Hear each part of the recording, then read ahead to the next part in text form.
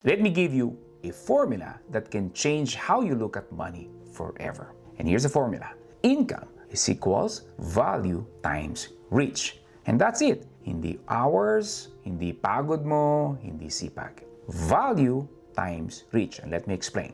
Pwede kang sobrang galing, okay? Pwede kang masipag sa team nyo. Pwede kang laging nag-overtime. But if your reach is small, your income will always be small, kahit hardworking ka. Even if ikaw ang pinakamagaling sa opisina. And that's the part nobody explained to you when you graduate.